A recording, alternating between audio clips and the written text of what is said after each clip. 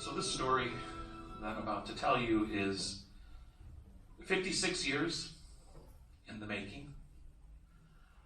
It's also several decades of introspection and discernment and spiritual reflection. So most of the connections that I'm able to make today, I didn't make at the time. And many of the things seem very unrelated. They seemed haphazard. And yet, when I was able to put it together, it sort of weaved a story together and a fabric of how the Lord was working in my life, even though most of the time I was too stubborn to even have noticed. And so, I'm a cradle Catholic. I was baptized 30 days after being born. Of course, there is absolutely no evidence that I was baptized. I was the last of only 3 children, but there's not even a picture because baptism back then was so routine. It really didn't mean anything except it was something that we had to do. I'm sure they threw a party, but there was not even a picture of that great day. My immigrant grandparents, who immigrated from Poland, all 4 of them, lived just the next block. I grew up in what we would call a Catholic ghetto. It was in the Roseland, West Pullman part of the city. Almost on the entire block, every person was Catholic. We all shared the very same faith. However, the neighborhood that I grew up in had ethnic churches. So there was one for the French, one from the Polish, one for the Irish, one for the Italians, one for the Slovaks, and then one for the Germans, and maybe a couple of others for those who were really more part of the melting pot and American. Within 2 miles of each other, there were 7 Catholic churches. All of them full. All of them filled with children in their school. And so while we did not necessarily share the same traditions, the traditions that came over from Europe, we still shared that very same faith. And that was something that was sort of special. But when it becomes so special and routine, oftentimes you never really thought about it. It really didn't mean anything to be Catholic because that's what everybody else was.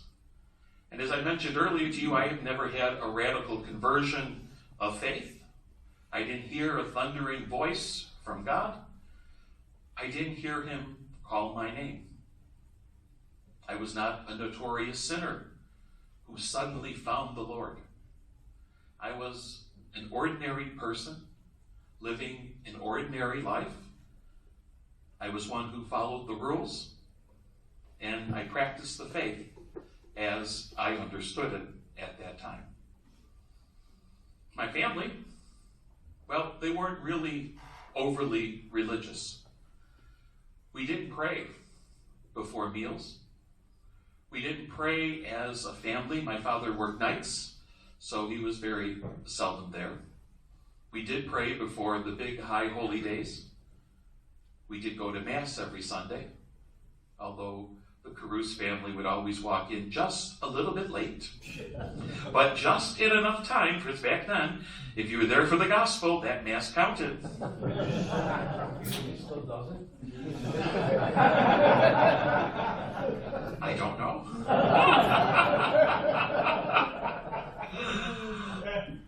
I remember kneeling at my bed, though, each and every night with my mother. And most of the times after we said the Our Father, the Hail Mary, the Glory Be, there was a list of petitions, a list of people who we had to pray for. You know, God bless my mom, my dad, my brother, my sister, and this whole litany of people who were part of our lives. And I remember the very last prayer that we prayed, or the last person we prayed for, was the President of the United States. It didn't matter what political party he was. We always prayed that he would be a good president. The first one I remember is President Johnson, and then we went to Nixon and so on. And it was part of our routine.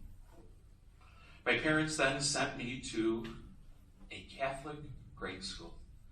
I went to St. Salomea, which was on 118th and Indiana Avenue. It was staffed by a bunch of sisters. They were the Third Order of St. Francis.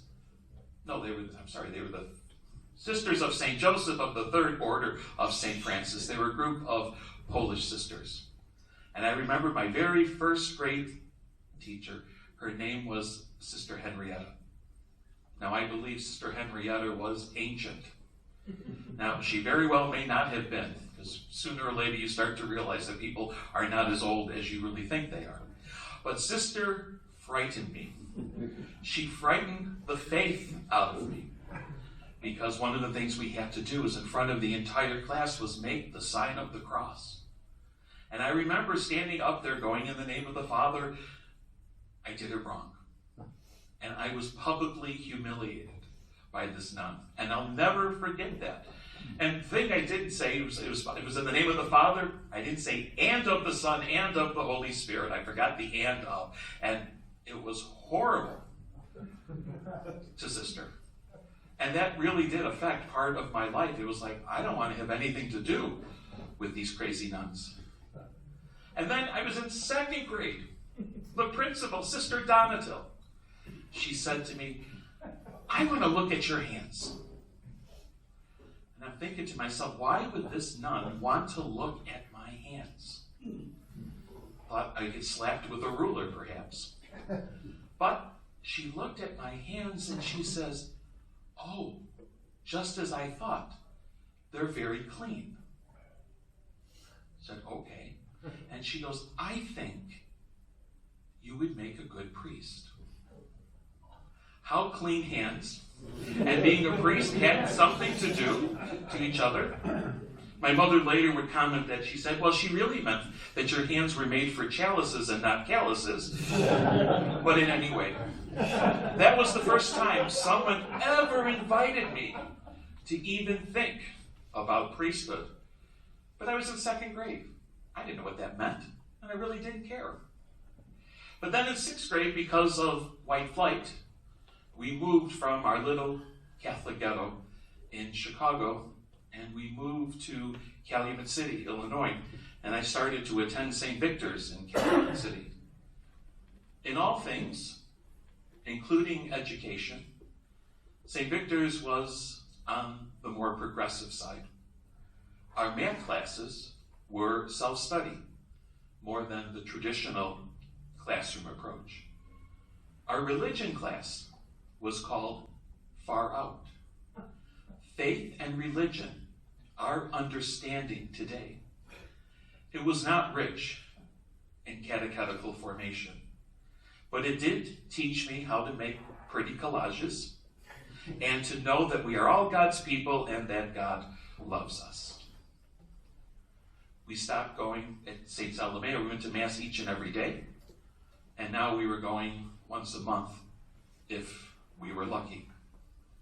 And in 8th grade, I again heard a gentle whisper of God. This time it came from our associate pastor. His name was Father Bill Stenzel, and he thought that I might be a good candidate to go to Quigley Seminary South.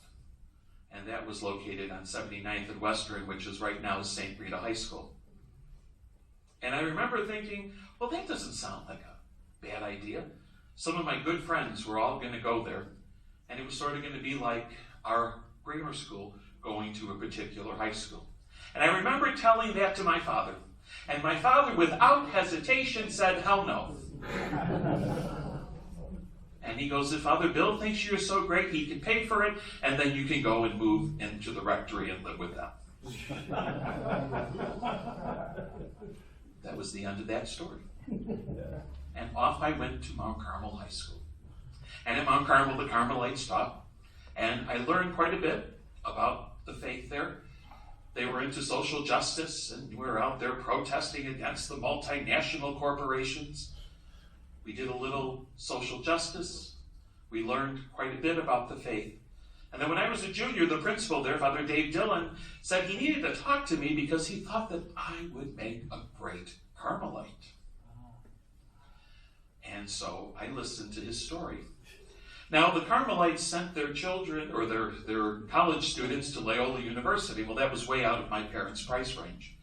And of course, my father, who did not want me to become a priest, said to me, you know, I will pay a full ride, 4 years, to any public school you want to go to. Not having debt, not having money, that sounded like a good deal to me, so I left Mount Carmel High School. I graduated and left, and then went to the University of Illinois at Urbana. And then I did everything else that college kids did. I had a great time. I knew I only had 4 years, because that's all Daddy was going to pay for. So I had to make sure I graduated in those 4 years. And I did. But one of the things that I did there is I met a group of people at the Newman Center. And we started this group. It was called Men in Ministry. So it was college-age students who were trying to think of ways that we can get involved in the church. Sometimes now is what our teenagers are trying to do, trying to see how we can serve one another. And so there were 8 of us, and we would meet probably twice a month. And, you know, we'd be active in the Newman Center. We'd be active at the various, liturgies and the various masses. We would help teach religious education to the local students, to the local children who were in Champaign and the Urbana areas. And it was just really a great way for us to share the faith that we had and to continue to grow in that faith. And then there was a Benedictine monk there, Father David Turner. And he suggested to me that I think you'd be a great monk. Of course, a Benedictine monk over there in Lyle. But anyway, you know, when I thought about that, I was like, I really don't want to be part of a religious order because, you know, they're mostly teachers. And teaching is not something that I consider one of my gifts. I don't like to stand in front of people. I don't like to really teach. Preaching is different than teaching. And because it's much smaller tidbits, and it's not having an entire 45-minute session to have to do, which is not easy for me to do, as I mentioned. I also didn't think that I could live in community, living with a whole group of men of all ages, you know, the younger ones taking care of the older ones, you know, similar to what we do now with our parents. And that, I just didn't think that that was a lifestyle for me. However, I thought, well, perhaps I might be interested in the diocesan priesthood. So, Mundelein Seminary had what was known as ministry weekends. They still have that. And I remember going to Mundelein back in 1985. And I went to one of these weekends where they have the seminarians, you know, like our Patrick, not that Patrick, but our Patrick and Derek, they were there, and they were telling us how wonderful the seminary was and how they love God, how they want to serve the poor, how they want to preach the faith. All of those great things they kept telling. And I heard the gentle whisper of God in my head. I heard, you're graduating in just a couple of months. You can finally buy that new car. You can finally have a job. You can finally buy all those toys that you wanted. You can finally buy all of those clothes that you wanted. You finally could be free and independent of your parents. Yes, I heard the gentle whisper, but the gentle whisper that day was, get out of here. And I remember back in 1985 pulling away from Mundelein Seminary, looking at the sign from my rearview mirror, saying, I'll never see this place again. And then I graduated from college. I passed the CPA exam. I started to work at, it was then Ernst & Winnie, became Ernst & Young. I worked primarily in the financial services industry, corporate finance companies and banking. And I progressed through the ranks. And I made it up to senior manager. The next leap, which of course was a huge leap, was to become a partner, which meant you had to bring in lots of business. And of course, being from a blue-collar family, my father was a machinist, I didn't have those same connections that everyone else had with the corporate world, so I knew that that leap from senior manager to partner wasn't going to be as easy, because it wasn't just based upon your skill, it was also based upon who you knew. But also during those 7 years I spent in the public accounting firm, I realized I really wasn't a very happy person. I accumulated wealth. I advanced my career. I had everything I wanted. I often was very stressed out by work. It kept me up at night. I turned to a little abuse of alcohol. Wasn't an alcoholic, but the guys after work would always go out and have a couple of drinks. Well, that turned out to be almost every night. Something was missing in my life. I couldn't find that long-term relationship of someone to marry, to have children with. Somehow, there was all these parts that were missing. One day it was Christmas time, and just like St. Michael's, we had the giving tree. And so we have this giving tree at the parish, and you would take a tag off, you'd have the name of a child, their age and something that they wanted. And the giving tree was very simple. So somebody wanted a shirt, someone wanted a pair of pants. It was, nothing extravagant. And so I remember going shopping for the two tags I had, and I thought, well, I have lots of money. What difference does it make? I'll be magnanimously so, I thought. Now buy him a whole outfit. And not only will I buy him an outfit, I'll stick some cash in there. And I remember being very proud of myself. So I was probably 23, 24 years old, in that range. And remember bringing that up. So our parish, what we had to do is we had to bring it to the altar and leave the gift at the altar. And standing right above the altar, suspended from the ceiling, was this cross. And it wasn't quite of a traditional cross, it was more of a cross with Jesus coming out of it, more of a glorified, resurrected Christ. But as I remember approaching that altar, looking at that cross, feeling so proud of myself, something stopped me in my tracks. I had this horrible feeling that somehow God was disappointed in me. I probably felt a little bit like Cain when God liked Abel's gift better. And I thought to myself, well, what's this about? And it was sort of like, wipe that smile off your face. You really didn't give up anything. Everything you gave, I gave you. And you gave from your excess. It cost you absolutely nothing. It wasn't a gift. Why are you so proud of yourself? I remember walking back to my seat in complete embarrassment. But what was even more interesting about it, I would never walk up that center aisle again for quite some time. I always went down the side aisles for communion because I felt that disappointment, that God was disappointed in me. It was again a gentle whisper. It was again a calling. And so at one point I decided, I am ready for a change.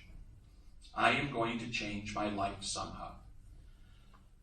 So I thought, well, what better way than go on vacation? It'll be a great way to change your life. So I called one of the guys who I was friends with in college, another man of men in ministry, and I called him up to see if he was up for another trip to Vegas, where we can go and get away and have a great time. So I called him up, his name is Jim, and I said, Jim, let's go to Vegas. And he said, well, I can't. I go, well, why can't you? Well, I just joined a group. He goes, and it's called In Search. It was a discernment group for college age and above men who went to Holy Name Cathedral Tuesday nights, and they really explored priesthood. And he goes, why don't you join? Why don't you come? Another invitation. It was free, so why not? What did I have to lose? I work downtown, so it was just a few moments from the office, and so see what this is all about. So before we could do that, you have to be interviewed by one of the moderator who was a priest. And, he said to me, he goes, oh, we'd love to have you, Frank, but there's only one condition. I said, yes. He goes, the condition is that you promise to stay for all 16 weeks. That you don't leave, you don't come and go, that you stay for 16 weeks. I said, okay, I can do that. So I started to go. And it was broken up into 2 semesters. So the first semester ended right around Christmas time. Well, after those first 8 weeks, I was not interested in what the speakers were saying. They were kind of boring. Nothing interested me. I'm not coming back. So I told him that. I said, his name is Father Miller. Father Miller, I'm sorry, I can't come back. I said, this is not for me. I appreciate your time. I wasn't one of his favorites. He had a whole group of favorites out of the 12 guys who were there, of who he thought would make excellent priests, and I wasn't one of them. So what? So be it. You won't miss me. And then, of course, he said, well, Frank, you promised. You promised me 16 weeks. And again, Catholic guilt. I was like, all right, I made a promise, I made a commitment, I will do that.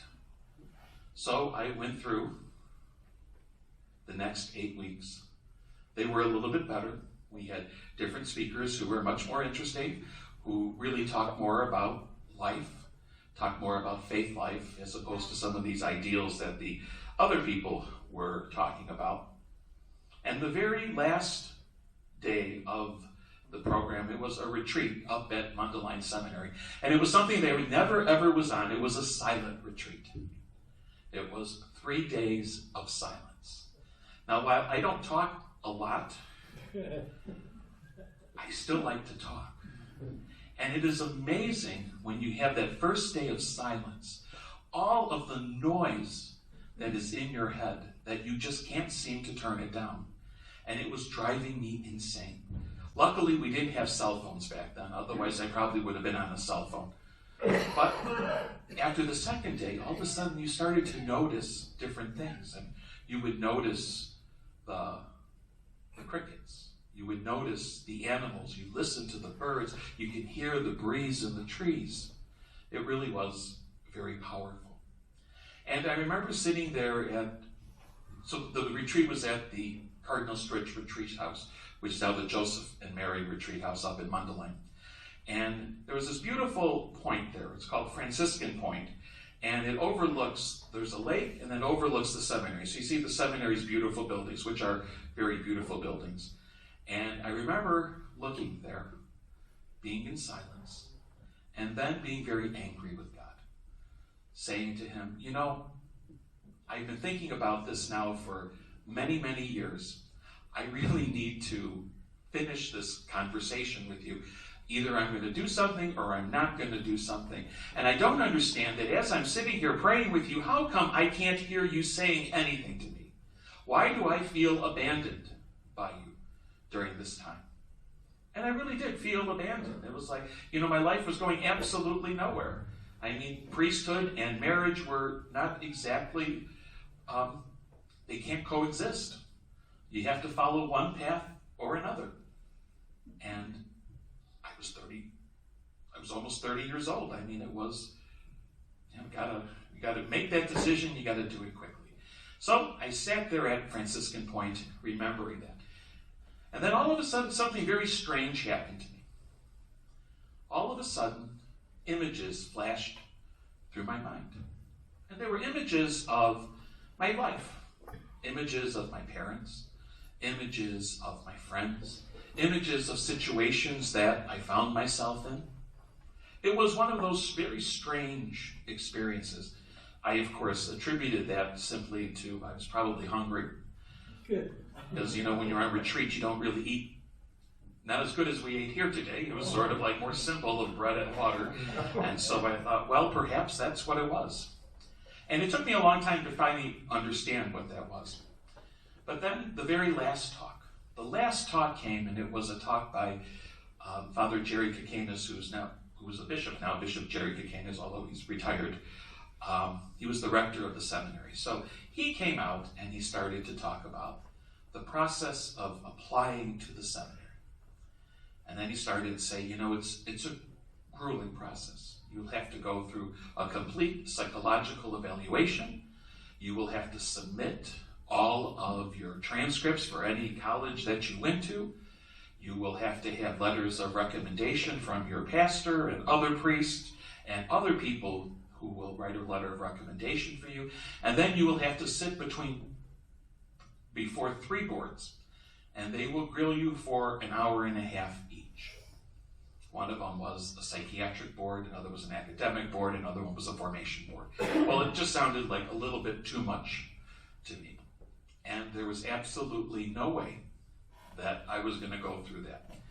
So I was just waiting for Father Kikanis to finish, and then I was just going to head to my car, which was already packed, and it was ready to go. And then he asked a simple question. And the very simple question is, who wants an application? And to this day, I still do not know. I stood up and said, I do. And I took the application, and I started that process. It took me years to figure out that that experience I had on Franciscan Point was really God showing me that I was never alone. That all those times I thought I was abandoned, I had my family and my friends. And even though my father always said no to me, it was a no that even later in my priesthood I started to understand what that was. Because then gave me the opportunity to work in the world.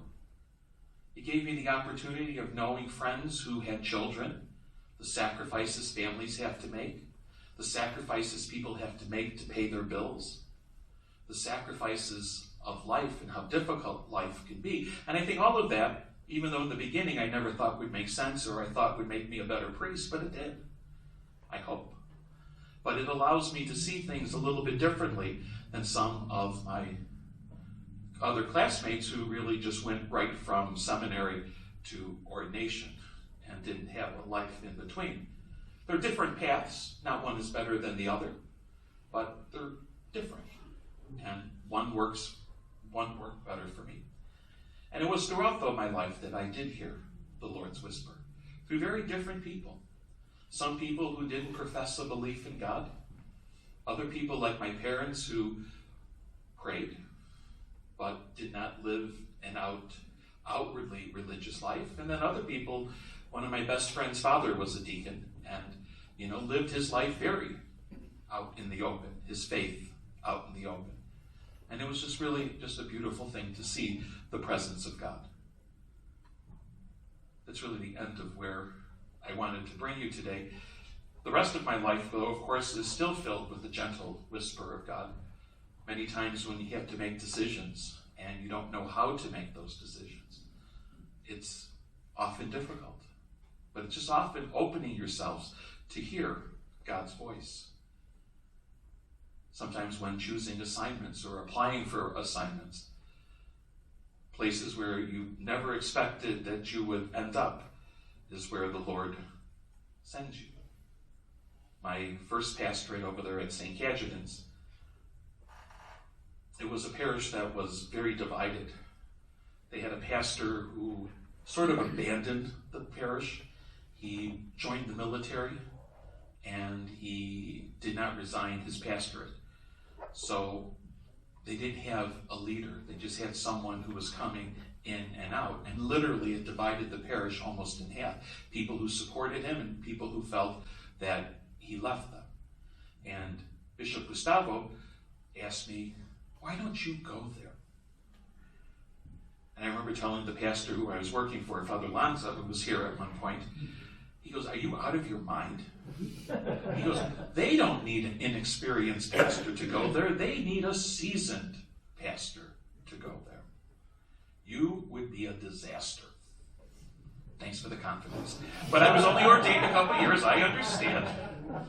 We still laugh to the day about that.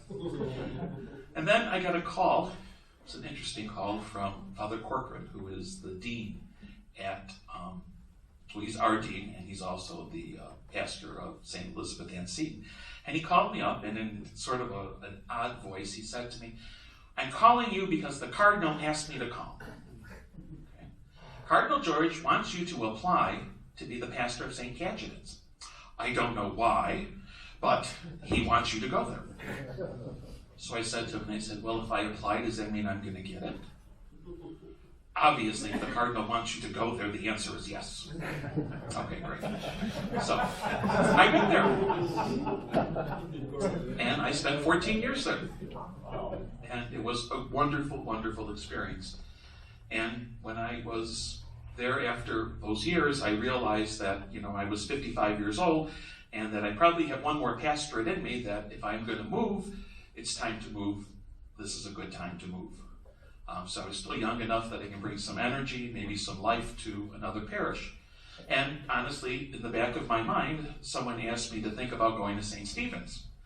And that was really where I was, when we started the process, that was really where my eyes were focused on going, was to St. Stephen's.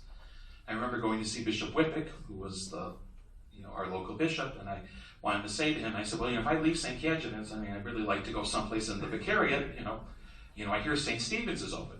And, he didn't really say much. I think maybe you can stay at St. Cajetan's for more years. I said, yes, but I think I'm young enough, and I really want to do this right now. So then the process opened, and then St. Michael's was open. I don't think Father Paul was quite ready to commit to retirement at the time. And I went to Mass on one Sunday. So I made 2 trips. I went to St. Stephen's for a Mass. They got the early Mass, so that was kind of bad for them because the music wasn't great. Wasn't a lot of people. Then I came here after that, and the music was phenomenal. The church was full. And then I remember one of the intentions that was there, and it was like, for our new pastor, may he hear the voice of God touch his heart. I'm like, oh. So, again, something that I did not expect at all, nor did I think that if I applied to come to St. Michael's, they'd ever give it to me, because it's one of the largest parishes in the diocese. And here I am. Again, listening to God's voice, but in different ways, and things I didn't expect, plans I had that did not work out, but different plans that led me here at this moment.